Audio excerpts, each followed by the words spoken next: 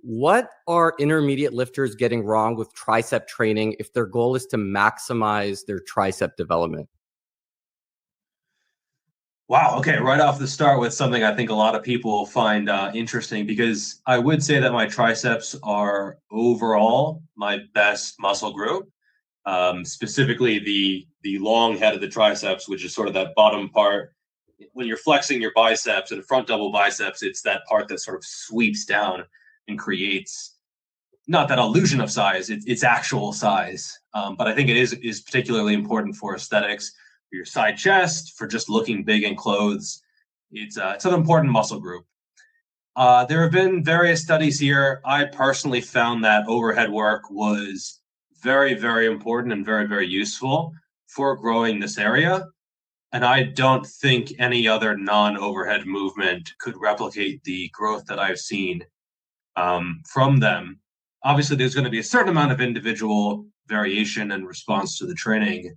I would say that my favorite is using a rope and then sort of facing away from the attachment. So you could set the attachment up high, and then you sort of have to twist it around so that you're facing away. And then Okay. you're sort of so you're facing almost down towards the ground, and then you are extending outwards. And so this allows you to get the hips involved. And so you can almost, if you hit the sticking point and you can't extend your elbows any further, you can Yeah. kind of rock into the movement and ease through the sticking point and then control the eccentric and then rock through the sticking point. And so this allows you to go beyond failure. Now it's important not to cheat or to use that momentum before you hit failure. So make sure you're getting slowing, grindy reps where you really can't. Usually the sticking point will be somewhere in the middle. And so make sure you're getting some slowing reps, some difficult reps, and then you can get a few beyond failure. So I found that's a really useful variation. The rope is mostly just because it's more joint friendly and allows you a little bit more range of motion. I tend to keep the ends of the attachment, the balls, if you will, together. Some people say that you should separate them at the top, but I find that that makes that part of the range of motion most challenging. So it becomes most challenging to separate them at the very contracted position, and Okay. thus you can't use nearly as much weight. And some people might say, oh, that's just ego lifting. Well, it means that you turn it into essentially a contraction focused movement. And I want it to be a more mid ranged focused movement Okay. where your long head is already stretched because you're overhead and your sticking point is somewhere in that mid range. So it's almost like the incline dumbbell curl for the triceps, where you're in this nice stretched out Mm. position, um, but it's a mid range focused movement. And then you can do another variation. And this is where I would actually recommend most people start. It's not my favorite, but I think it's a better version to learn first, where you have the attachment down a little bit, usually in the middle, and then you are just standing there vertically and you're extending upwards. So the first version, it's up high and then you're leaned away doing them that way. With this Yeah. version, it's down a little bit and you're just standing there. And this That doesn't allow that's very what I much do. cheat. Yeah. Yeah, so that's a good variation. It keeps it strict. It teaches you to go to failure or very close to failure. You can't really go beyond failure because if you try to get the hips involved, you kind of Mm. just end up like this shitty jump and it doesn't really go anywhere. Yeah. And so um it's a good variation, I would say, for beginners and intermediates. But once you're intermediate, I would say experimenting with a variation that allows a little bit more of a natural movement is probably a good idea. The reason I don't necessarily always recommend beginners start there is there's too much freedom. They can't handle that much freedom. And when they have that much freedom, they usually end up just like flailing around from the start. So first you have to learn how to go to failure with that strict form. And then maybe if you're ready, you can go to a more free variation. You can also use a V bar. I've been using it a little bit more recently, where it's a little bit more stable So it's slightly less joint friendly, I found. With the rope, you can just move however you want. With the V bar, you're sort of locked onto the bar. You can't sort of swivel your wrists, you're locked in there. And so it's almost like a hybrid between an extension, a pure extension, and almost like a press. Because a press, you are extending the elbows, but you're also extending the shoulder. In a pure extension, you're just extending the elbow, and there's very little pressing with the shoulder. But a V bar, it's almost like between, where you can get a little bit of a pressing action that you couldn't with the rope. So you can go heavier, but you have to make sure that you don't get too much of a pressing action, because then you're getting less long head, because it's just, like a close grip V bar press. And so there's sort of this middle ground where it's a little bit of a press, but it's still extension. And this is where, keeping the ego in check a little bit and making sure that it's enough extension to be a lot of triceps is probably the way to go.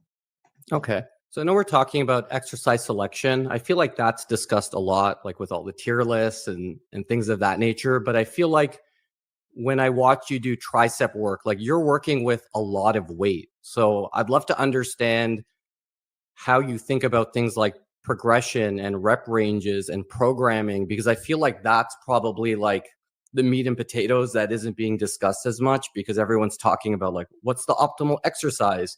So I'd love to understand how you've kind of got into that point where you're doing the whole stack with triceps. Well, sometimes the whole stack is not as much, because some cable setups, they use the double pulley system, and so it's like half of what it says on the stack. And so you have to be really careful with some of these cable setups, these cable stations, because sometimes, and this happened in my old gym, where I thought I was doing like 70 kilo, 150 pound push downs, and I wasn't. It was just that's what I thought was on the stack, but it was a double pulley, and it was maybe half that. But it's hard to tell. Sometimes they're mislabeled as well, or they'll be labeled in kilos, but they're actually pounds, and so it seems really light or something like that. And so yeah, you do have to make sure you're only really comparing that cable station to that cable station, because if you change gyms, you might be way off the mark. One thing you can also do is you can do your push downs at the pull down station. Sometimes that can work, and those are almost always labeled perfectly, because it's just the weight. That is the weight. It's just usually a single attachment, a single pulley, and so it's just 1-to-1, and so that could be a good option. Sometimes it feels a little bit different, maybe a little bit smoother, which might throw some people off. In terms of progression, I think when you're very advanced, things change a little bit. And now I am genuinely advanced. And so, I might put on a specific lift that I've been working on for a long time. I might gain 1 rep a month. I mean, 1 rep a month, that's six reps every 6 months. It's 12 reps a year. That's actually pretty good going on some lifts. And so you're going to be repeating performance a lot of the time. If you're hitting the same lift twice in a week, which sometimes I do, you're going to see a lot of numbers that are repeating the exact same performance. Or you will see your performance might go down. It might go up slightly. And so you kind of have to look more at the overall trend of what the numbers are doing, rather than last session I did this, now I have to do this, next session I have to do this, because you might not always be hitting PRs. But if you're not hitting performance increases at least occasionally, well, that simply means the training is not working. And so that means you have to change something. Well, what do you change? Do you change the rep range? Sometimes that can work. Maybe you've been doing 10 to 15 for a while and you decide, okay, well, I'm going to go a little bit heavier. I'm going to try to drive performance up that way. I'm going to try to get maybe a top set of 5 or 6, get some post-activation potentiation. Sometimes that can drag up the other rep ranges. Or maybe I'll decide to just keep performance the same and add in a little bit more volumize, get some increase in stimulus that way. And then maybe I'll take out that volume later and see a nice bump in performance, or maybe not. Sometimes you do something, you think it'll work, you get excited about it, and it kind of just doesn't. You know, when you're very advanced, your performance is usually pretty stable, and you'll have, okay, if I hit this many reps, that's kind of average. That's typical. It's just my baseline. Plus 1 rep, that's a great day. Plus 2 reps would be a PR. Minus 1 rep would be like, a little bit off. Minus 2 reps would be a disaster that, I have to explain this somehow. Otherwise, something has gone very, very wrong. If I slept badly and I have minus 2 reps on a specific lift, well, there we go. But I get minus 2 reps and I don't know exactly why it is, that's not a good sign at all. And so I have to, occasionally bad days happen, but they always happen for a reason. You have to explain why the bad day happened or why the good day happened. And you have to be very observant of these trends and of these observations, because otherwise you're kind of just going in and you're not training. You're just lifting. You're just going in there and kind of doing what makes you feel good. And there's nothing necessarily wrong with that. But if you want to get better, you have to take observation of if you are actually getting better or not. So whether it is increasing your volume, sometimes decreasing your volume, going based on feel can be a good indicator there. If you feel really beaten up, well, maybe reducing the volume could be a good idea. If you are not progressing and you feel fantastic, I think throwing in another few sets, especially if it's arms or something, I think that can be a very good strategy moving forward. Then you get into exercise variations of sometimes you do a lift and it doesn't really seem to be progressing and you don't really feel like you're getting anything out of it. Maybe you're going to get more out of something else, right? Maybe an exercise gets a little bit stale after several months and you're not really feeling it. And I think it's okay to swap it out as long as you're not doing that all the time before a real plateau. I mean, if you repeat performance once, that could still be very useful work that is being done. In fact, maybe now you're into the actual real gains because your performance is increasing more slowly. And that means that it could actually just be real muscle growth, not the skill-based aspect, not the neurological of, I'm getting better at this lift because I'm just new at this lift. So sometimes once performance plateaus, that's actually not a bad sign. It might actually be a sign of, I'm in a slight plateau with maybe some increases. Well, when you're advanced, that's probably about as good as it gets, and that's a pretty good sign. And from a programming standpoint, do you think, if you're an intermediate lifter who wants to grow their arms and triceps, A, should they have an arm day, and B, should they consider exercise order, potentially putting those earlier in the session? So I'm a fan of an arm day. I've had 2 arm and shoulder sort of bro days for the past 3-4 years, something like that. And my arms have grown considerably. I've put on about 2 inches on my arms since then, roughly. And so it's worked well for me. I really like that split. Day 1 is legs, day 2 is sort of chest and back, and day 3 is arms and shoulders. And for me, legs take longer to recover from training than upper body does.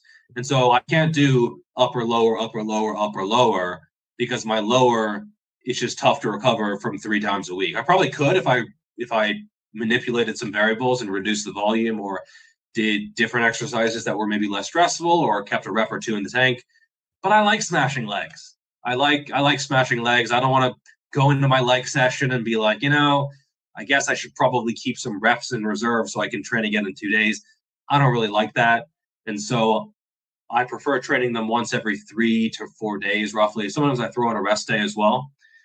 And so this split works really well for me. I've trained a lot of people who respond very well to an arm day. It is very easy to recover from systemically. It is not very taxing.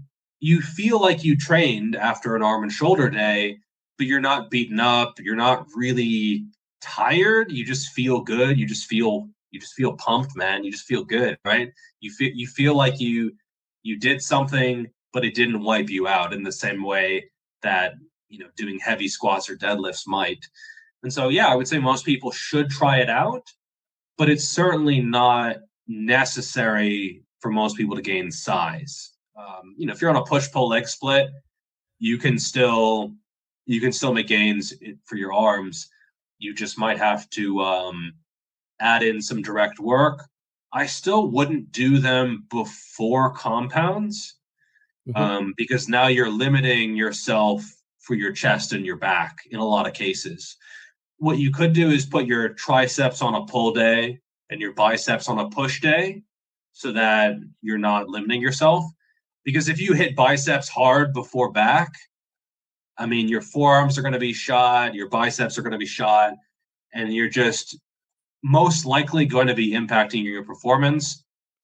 The exception might be if you do a lot of so-called optimal movements, which I actually have been doing, because specifically they do take the arms out of it.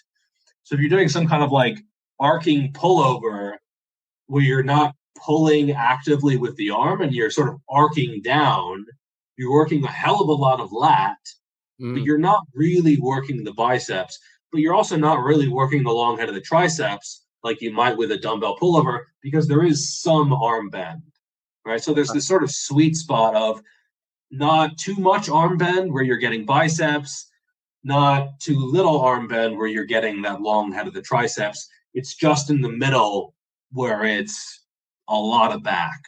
Same thing with a lot of rows. You'll see some people where maybe they're doing their pull-ups like this. They're all scrunched up and they're sort of pulling towards the face and they're not really opening up their back and contracting the lats and the traps and everything like that. They're clearly pulling with their arms. And that's how I kind of used to do pull-ups. And my strongest pull-ups were always when I was pulling with like upper traps and arms. It was like a sort of a weird hammer curl using my body weight as resistance and the lats kind of helping out a little bit. Interesting. And so, yeah, I think if you change your technique where your chest and your back work is not targeting your arms as much, you can maybe hit arms before that.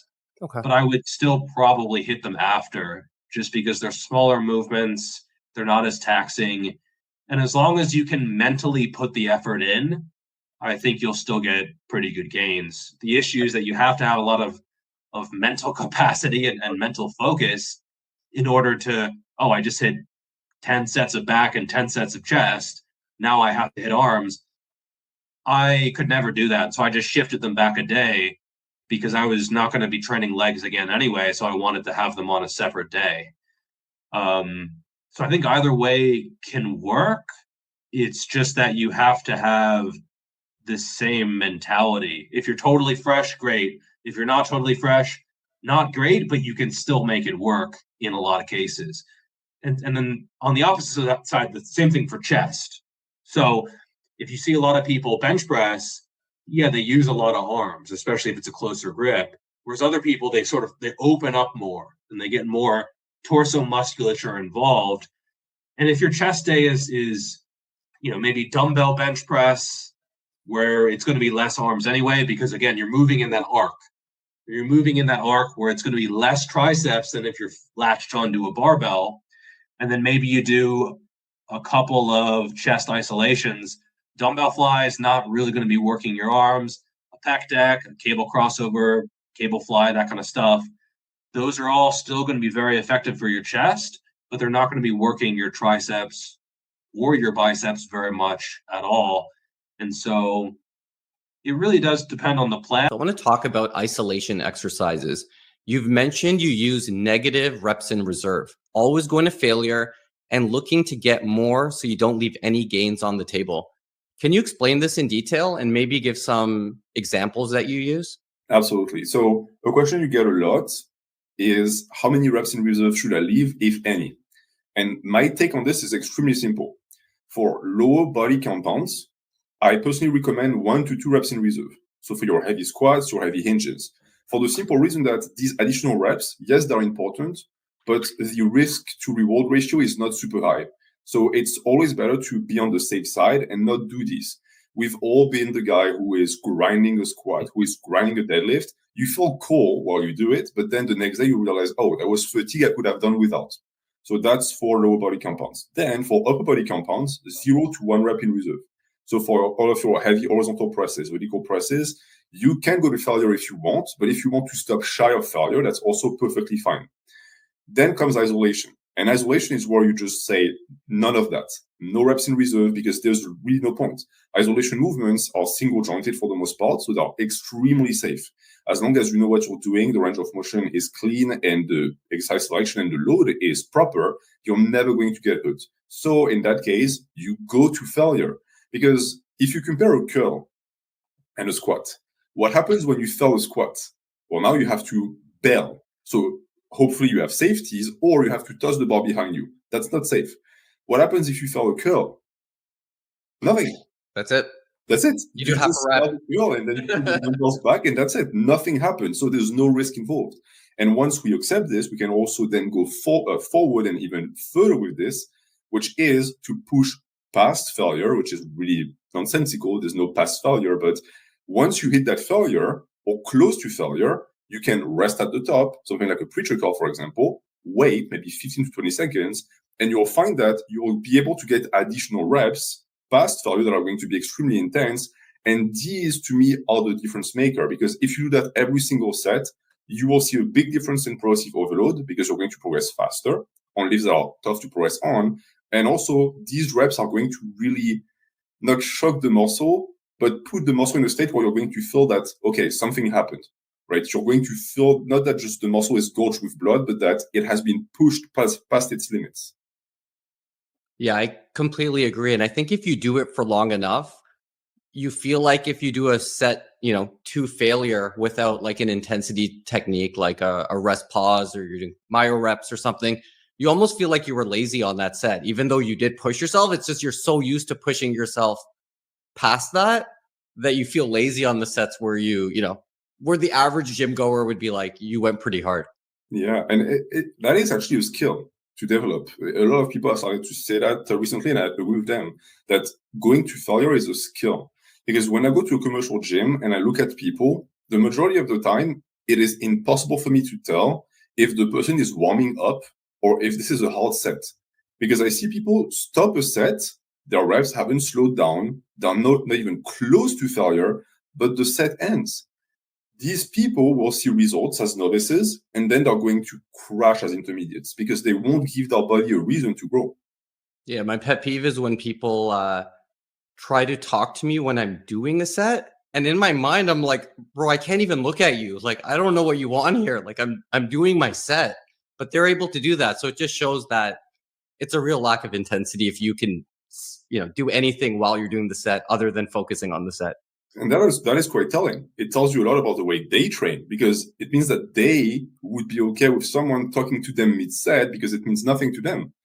And then you have people on their phones that I will never understand. I see people doing isolation movement, one hand doing the isolation, the other one their phone.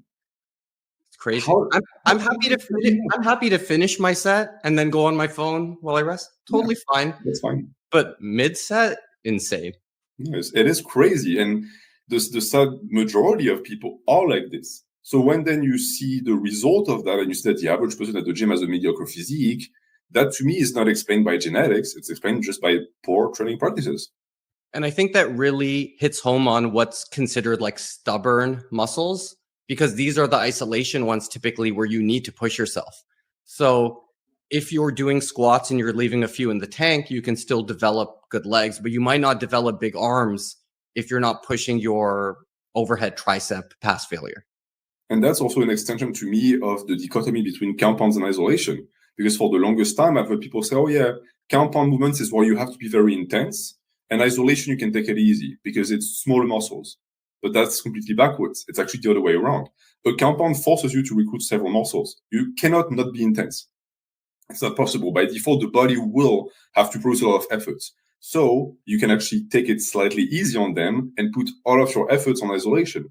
Because if you meet someone who tells you, oh, a curl isn't intense, this is someone who has never trained curls properly. A curl can be so intense that you start to shake, or I catch myself drooling when I do isolation movements because I'm so focused that I forget that I have to swallow. That's the level of real commitment you can put into an isolation that is not possible in a compound. Agreed, because you can push yourself because the safety's there. Yeah. You know nothing's going to happen, so you can really go balls to the wall. Awesome. Secret to massive forearms. Chuck Sipes curl. What curl is that for people who don't know?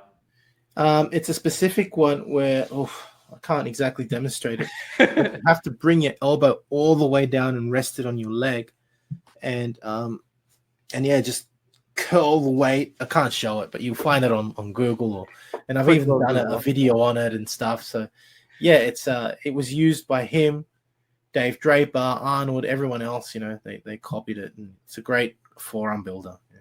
Awesome. Next one. Why do gymnasts have massive arms? Well, why do monkeys have massive arms? They're hanging all day long.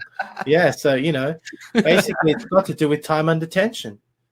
They're hanging and they're basically doing pull-ups and dips in a variety of fashions in different, planes of motion, so to speak, and their muscles are going to grow to the absolute fullest using those very basic exercises. Awesome. So you had a quote that I found. All right. And the last one here is weak point training. You should always prioritize them and make sure to get a nice mind-muscle connection. Yes. Can you give me an example on if there was a weak point that you had ever and how you developed a mind-muscle connection? Biceps. Okay. Biceps. Biceps was extremely tricky for me because I was doing curls like everyone with barbell, straight or easy, and I would get a pump in my front delt and my forearm. Interesting. So I have no idea how is it possible because biceps is a elbow flexor and a supinator. I was in supination and I was flexing my elbow. How is my forearm and my front delt still in work? How is it possible? I don't know. But it took me a very long time to even be able to get sore biceps. And it's only by building muscle-mind connection and making sure that it's actually the biceps that is taking the load and doing the brunt of the work that I was able to build them. Just doing weighted chin-ups didn't work. Just doing heavy curl did not work. So I had to actually get a muscle-mind connection. And what really helped me was first going into a pose every time I would curl. So when I'm curling and go there, I pause. I stop. This way I'm sure to finish in the good position and it gives me more time to flex it under load. And the second thing was to prioritize exercise where my elbow is stabilized and or stay still. You can do your biceps curl by going with the arm, the humerus parallel to your body, and then going a bit forward like that to squeezing, to have more squeezing, like peak contraction. But each time I would do that, it would say hi. It's still the way. Flexing, yeah. So every time I would do biceps, it was preacher curl, whatever the angle, but brace and like this, not moving, or incline behind like that and staying there always. This really forced me to do the work with the biceps. And the pose at the top also, just like for back, when people tell me they have trouble to feel their back and make it work, when I'm coaching them, I say, okay, we're going to do this row and this vertical pull down, whatever. At the end of the movement, flex and pause 1 second. You go down, flex, pause 1 second. And you don't do that all the time.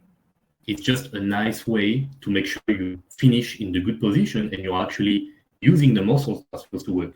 Because on a row, you cannot be there and squeeze and hold if you're just going with your arm. If you're just doing that and I tell you to pause, something is going to move here. So you will immediately know you're not doing it good. But if you do it good and you finish here and you squeeze, you'll be like, oh, this is warm now in behind. Same thing with the biceps, just here, squeeze, and that's basically it. Also, the fact is that they are pretty short. So many normal exercise for me did not work, or it would be the gap here, which is pure tendon that would get sore. So if the biceps is right there and I'm getting sore here, right there, something's off because it's a tendon. That's like doing chest and you get sore right there. Is it good? Is it bad? I have doubts, So trying to get exercise that gives me that fatigue or soreness, but right inside, as in the middle as possible of the muscle, these are basically the exercise that made me able to catch up with the biceps. And now when I flex them, I know how to use them under load. And I'm now able to muscle out better the load. And it's all thanks to finding exercise that allowed me to build a muscle-mind connection. Because prior to that, just doing the anatomical flexing the elbow, it did not work. So yeah. So it sounds like exercise selection plays a big part, but also the way you just talked through that, you kind of like almost were like a detective and you investigated what the problem was. And then you tried to figure out, okay, how can I solve this? I am curious, do you feel that maybe working in a higher rep range initially to develop the mind muscle connection is useful? That's been my experience. Like, it doesn't matter as long as you have the right exercise selection. I think it's really individual. I'm not a high rep guy. I do not like high rep, but I tried that because I had the same thought as you. I'm like, okay, I'm trying to build a muscle mind connection, and so it will have to burn. So I'm going to do high rep. Okay. Didn't work. Now, I have no idea why. Because on other muscle, for example, the quads. At first, I had trouble doing the quads because I was doing squats, back squat, and it was all going to the lower back and the glutes. So I was doing high rep leg extension, and it worked. So I was thinking for my biceps, okay, high rep, let's go. And it did not work. So I was like, wait a minute. I'm doing my high rep work, but it's burning weird. It's burning again, here in the gap and forearm again. So, okay, maybe it's how I'm doing them, and maybe it's the curl I'm doing and not the rep range. Just like for the quads.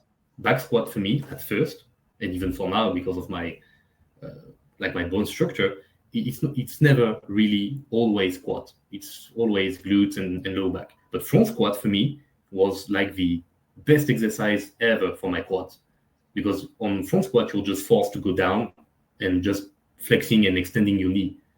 There is no hip component, or barely. And with biceps, I had to find this thing where it's like elbow flexion and the biceps just can't escape the load. It can't escape the work. There is no forearm, there is no front end to help you.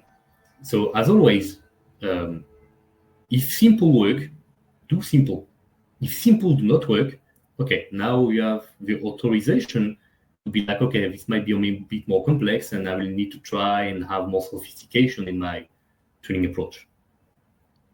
Awesome. So something that I hear from a lot of lifters is that they have stubborn muscles or weak muscle groups. So I've heard you talk about tools in the workout you can do, such as pre-fatigue, exercise order, intensification techniques, and even visualization to address these. Can you talk through this in as much detail as possible, maybe using arms, bicep, and tricep as an example? Okay. Yeah. So those things you just mentioned, you covered some of my talking points already. Those are going to be more for the intermediate advanced person. It's funny with arms, the thing that I see so often that like this has come up. I have a discussion board to support people who purchase my Fortitude training book. And the question that's come up is, or the scenario that comes up is someone's been training for 2 or 3 years. So they're getting into the intermediate zone. And when you first start off, the muscle just grows. If you got average genetics, you're going to get good muscle growth. You can have a recomp effect. So you can actually drop body fat, gain muscle at the same time. So you don't even have to worry about your diet. So that's been your learning experience. And you bring that in, you're like, okay, you've forgotten actually kind of two of the most important pieces here in the grand scheme of things: training, recovery, diet, and the supplements maybe as a fourth category. So you take someone with a weak muscle group and they've gone through that beginner initial phase where they've grown everything. Some muscles grow better than others, potentially for various reasons. They've got arms that are sticking points. What often happens there, I'm glad you said arms, because this is the prime example. what often happens there is someone makes good gains. Everything else seems to be growing. If it's a guy, guys often don't recognize that actually your arms have gotten bigger. They just want really big arms. So the dysmorphia starts to maybe develop, right? And like, it's like you're 165 pounds. You're not going to have 19-inch arms. It's just, unless you start injecting things there or something, it's going to look odd probably with the rest of your body. So that's the thing that people will be. I see this often. They're stuck. It's like, so where were you a year ago? Oh, I was 182 pounds. Right. And you're trying to bring your arms up. And how much do you weigh now? Oh, like 183. It's like, okay, but you've been training for 3 years so far. Everything's going to have to go. If you're expecting those muscles that don't want to grow, the ones that are the weak muscle groups that are less for whatever reason, those don't want to adapt as well as the others. All the things that led to the muscle gains that you had, which after a few years typically means gaining muscle mass overall, gaining body weight overall, are also going to have to come into play. If you're going to expect the weaker, more hypertrophy resistant muscles to grow, then all those other things are going to have to happen. So you're probably going to have to bring your body weight up, and maybe for the first time, really focus on creating the correct caloric excess so that you do make muscle gains with whatever an acceptable amount of body fat is. So that's a super important thing. Like you could try pre-fatigue intensification techniques. Those things, if you've never been used before, you can't exploit those and get something. But oftentimes we've got, and this is sort of an unknown thing, you can this has been calculated in the research literature before, but it's a very energetically expensive process to add muscle mass. It's really pretty amazing that you can have this recomp effect with people who have the right genetics or the right starting point, where usually what it entails is someone has body fat that maybe has risen because of lifestyle factors. So they'll lose body fat once they start exercising. And then it's the novelty of the stimulus. So when you first start training, this is totally novel, especially for someone who hasn't been athletic in the past. So they can gain muscle pretty easily. But eventually, and they lose body fat. So that those body fat calories are going to fuel the energetic building process for the skeletal muscle that's growing now. But at some point in time, the food coming in is providing the nutrients. The essential amino acids are turning on protein synthesis. Of course, the training is too. You've got hormones like insulin that are contributing to protein balance. And you're going to have a caloric excess. So you're basically dotting all the I's and crossing the T's to ensure that hypertrophic adaptive process is supported all the way around. So you really can't, unless that person is, let's say, 182, unless they go to 192, wouldn't expect much arm growth, really, after 3 years of training in most cases.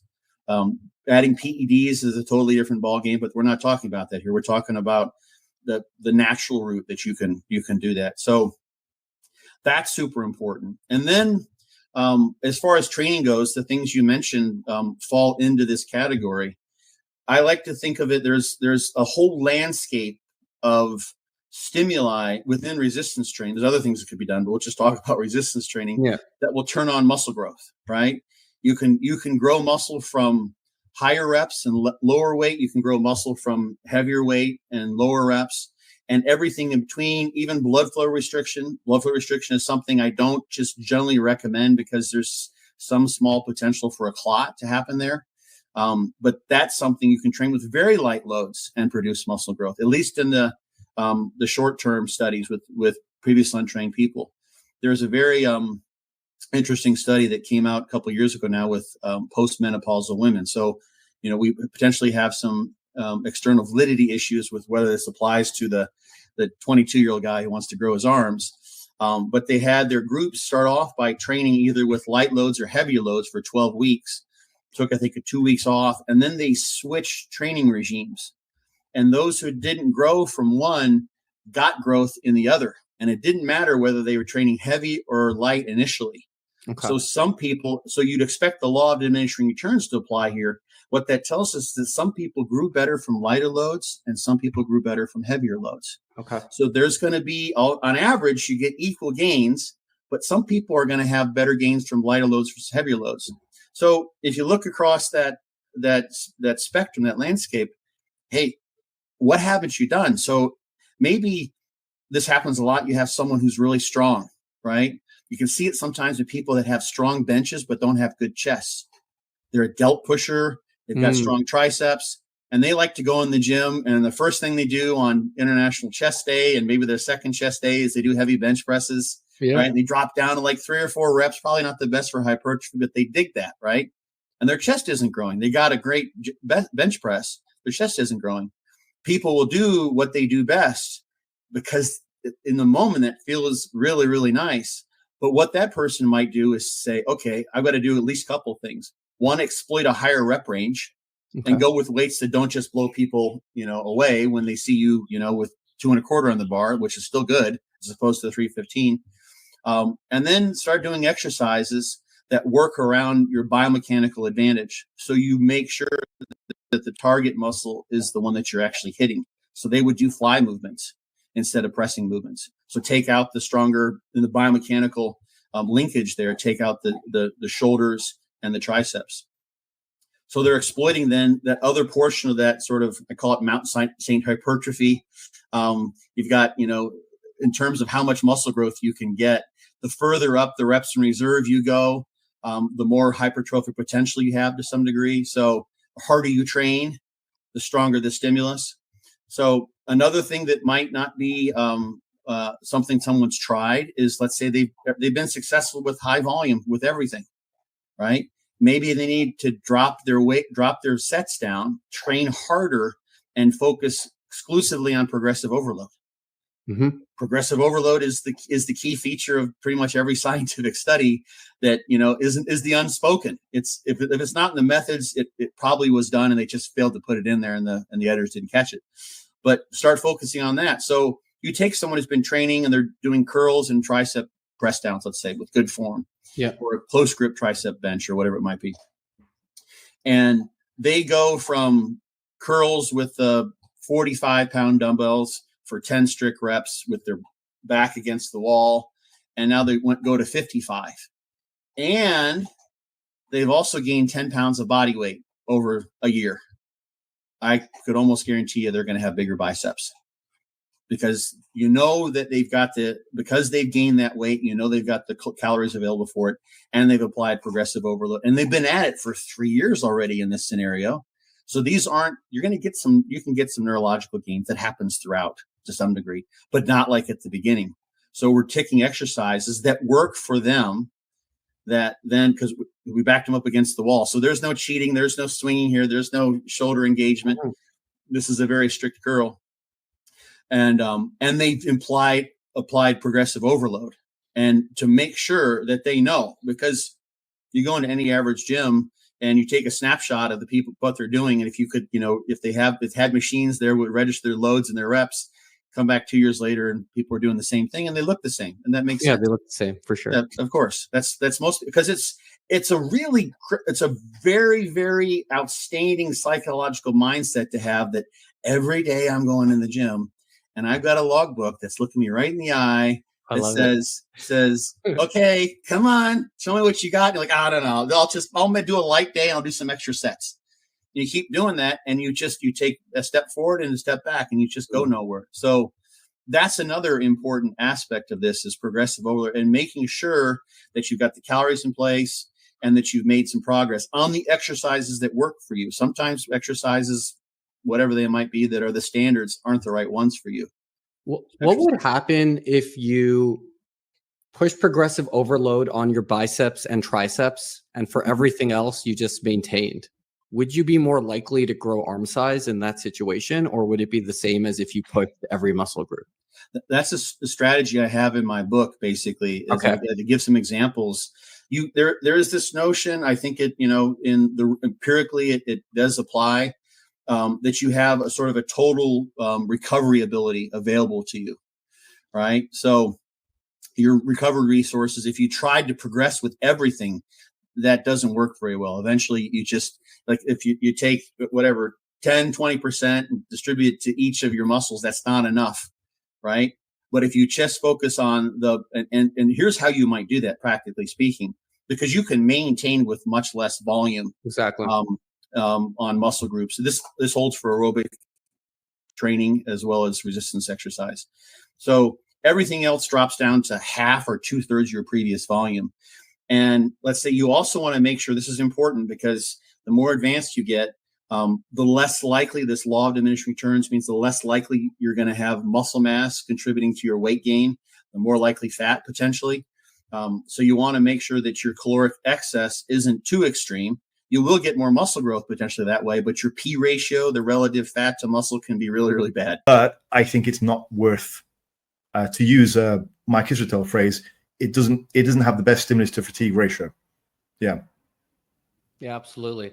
Yeah, because it seems like those two things are always put in the same section. Like you're training your grip and your forearms at the same time.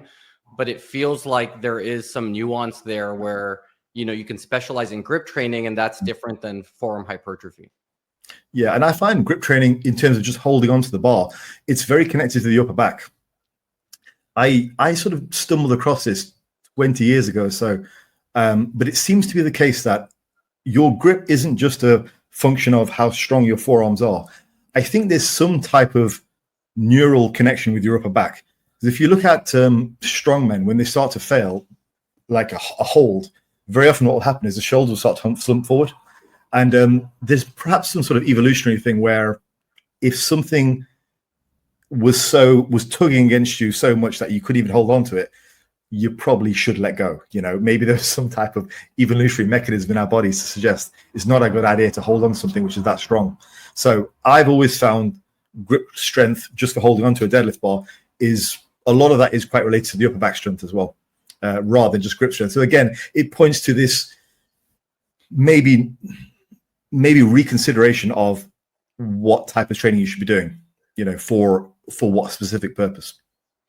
And who do you think should actually be doing forearm training? Because I see a lot of beginners in the gym doing wrist curls, and my initial thinking is like they should just do full bicep movements. Like something like hammer curls is fine; it does both. But do you think that's more for an intermediate or advanced lifter who's trying to build up that lagging part, or like what's your take on that? You know, I mean, I think if somebody is has the time and is motivated to do stuff like that, yeah, sure, you know, stick it in. But I think if somebody is time restricted and they're looking to get the best bang for the buck, there's probably better things you could do. I mean, I never did any grip work. My forearms are pretty decent. Just slanging heavy weights generally grows everything. Heavy deadlifts, squats, even bench presses. So I wasn't a fan of doing a lot of direct work. I tend to think most people could probably do more exercise in general at the gym, which will translate to better overall growth. Possibly some advanced guys, but I also think some of this falls into the area of things that influencers say to differentiate themselves from other people in the industry as like the secret sauce. So I'm not a massive fan of that type of stuff. I was a competitor, so I'm very much concerned with what works, not what gets me recognition on YouTube. And I tend to think some guys, not everyone, but, you know, I think some guys are doing this type of stuff perhaps to sell their ebooks and things, you know. Yeah, that makes sense. Yeah, the one that is my go-to is, so my gym has like a machine preacher curl. So I'll do the standard preacher curl, and then I'll do a few sets of reverse just at the end there, just to get some direct forearm work, and it seems to work okay. But I'm not specializing on forearms or anything. Favorite forearm exercises and why? Yeah, so I know two of them. I'll have to think for the next two, but it's going to be the close grip preacher curl and the Smith machine JM press.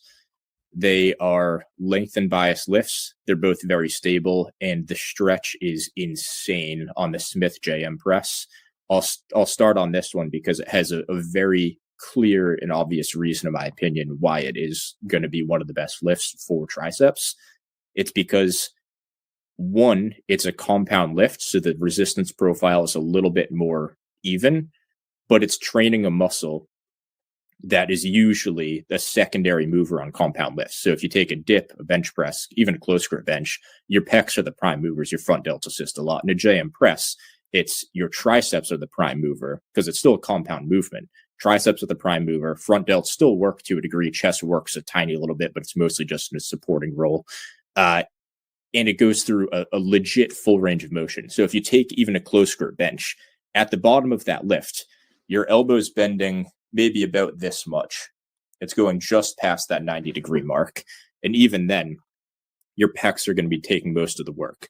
When you do push downs, most people stop about right here, and then they go down. Maybe they go a little bit above. But as soon as you get to 90 degrees, in most cases, actually usually a little bit lower than 90 degrees, this is where the resistance cuts off. I'm not going to try and explain all the resistance profiles to everybody because I don't have the proper setup to do that right now. I don't want to confuse anyone. Basically, with a tricep push down, say on a bar or rope on a cable, you can get super high, but the resistance profile makes it so there's basically no tension at the top. There's still a little bit, but it's not enough to really maximize that stretch.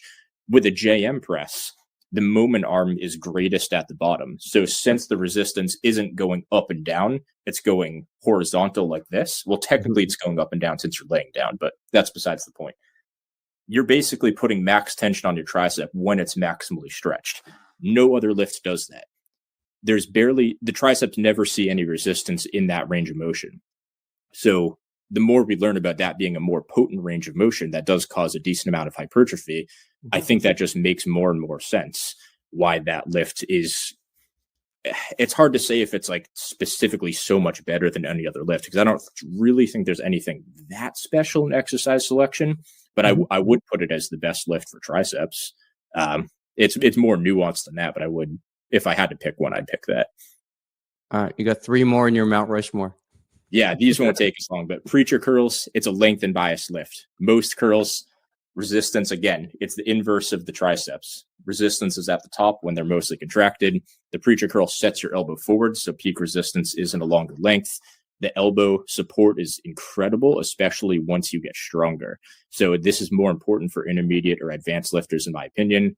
The stronger you get with a free weight curl, since the weight's in front of you, you have to lean back and counter that. If you're curling 40 pounds in front of you, it's just not that much to offset your body weight. But if you're curling 115 pounds, that's trying to pull you forwards. You have to lean back. The weight wants to come back. So even your chest and your front delts are trying to support the weight. It just gets to be a little bit messy. I'm not saying it doesn't work, but that's why a preacher curl, I think, would be superior. If I had to pick 2 more, I would go, this is tricky. I would say easy bar overhead extensions for myself personally, but they can be done with a dumbbell or a cable. With back support, ideally. I don't have that set up in the basement, unfortunately, but overhead extensions for the long head of the tricep. Resistance profile isn't perfect, but it's a mid-range biased resistance profile. It stretches out the long head. I think it does an excellent job of growing the long head of the tricep. And if I had to pick one more, I would say I'll go Bayesian curl / incline curl, kind of the same thing, cable versus dumbbell, but I would probably pick that as the next one. Yeah, I think I have some similar to you. Like I use the overhead tricep extension, like with the rope, so I get the deep stretch kind of on the long head. I haven't done the Smith jam press. I've seen you do it, so I might give that a go. It's just hard to get access to the one Smith machine at my gym. But yeah, I agree in terms of like biasing the lengthened position. I'm not 100% sure on not doing a full range of motion and focusing just on partials there. But I do think getting in that deep stretch position and working there, causes a lot of hypertrophy. Yeah, I'm not entirely sold on the partials either. That's why I don't really do them, at least for a working set. Maybe I'll do them after a set as just some form of intensity technique. But yeah, I still think going through peak resistance, I can't make any logical case in my head of why that wouldn't be worth doing. Of course, there's going to be some situations where getting a full stretch or just biasing the length and position will work. But I think if you're biasing the length and position, I'd rather still go through peak resistance than just go near it or to it and reverse from there.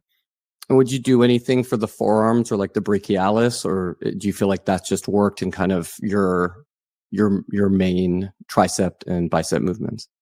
Yes. So forearms, I usually train in phases. The reason for that is I think they maintain fairly well through back and bicep training, but they probably won't grow that much, at least once you're more advanced. Mine haven't grown at all recently, but I don't think they've lost much size. So I think training them in phases is fine. The brachialis, I think, is mostly trained fine through direct bicep work. That would be something where, unless I particularly wanted to grow it, or it was a specific weak point for me, then I'm personally probably find just dedicating my volume to direct bicep work that I know works really well, because I do try and keep volume low to moderate. So I think one of your strongest body parts is your arms. So what is your Mount Rushmore, your 4 favorite exercises for biceps and triceps? Cool. Awesome question. And this actually goes back to what you were just talking about like Steph Curry and Klay Thompson, this and that. Yeah. I don't train arms that much anymore at all. I used to blast them when I was younger. Yeah, I blast them hard when I was way younger.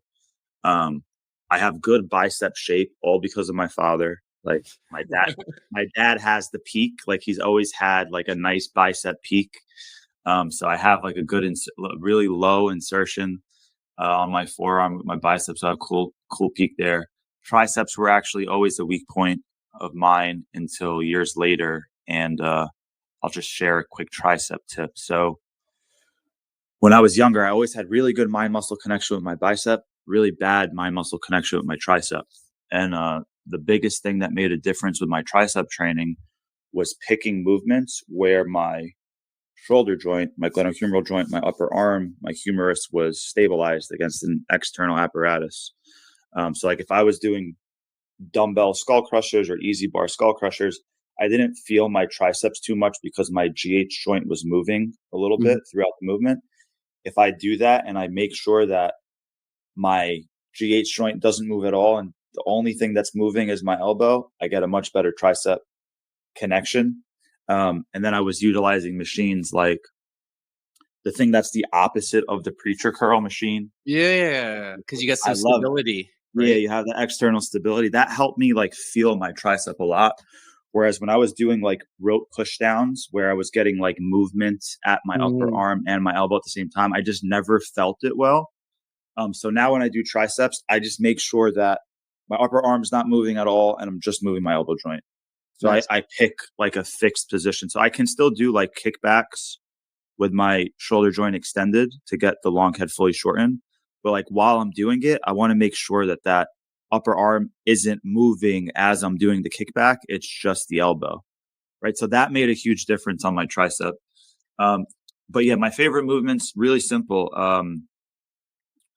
Incline dumbbell curl, standing cable curl, and any sort of preacher curl would be bicep. And then, so again, you're going like through extension, neutral, and then shortened-ish. And then for tricep, my gym has an amazing, I think it's hammer strength machine where I'm like slightly above 90 and I have the external support and it's single arm. So it's like a single arm tricep extension machine that kind of mimics a skull crusher / overhead movement. You're sitting for that one? Is it sitting? Seated. You're seated. Okay. So I like that one. I like the tricep preacher machine thing, push down. Okay. And then any other sort of push down, cable push down thingy. I'll get the job done. Yeah.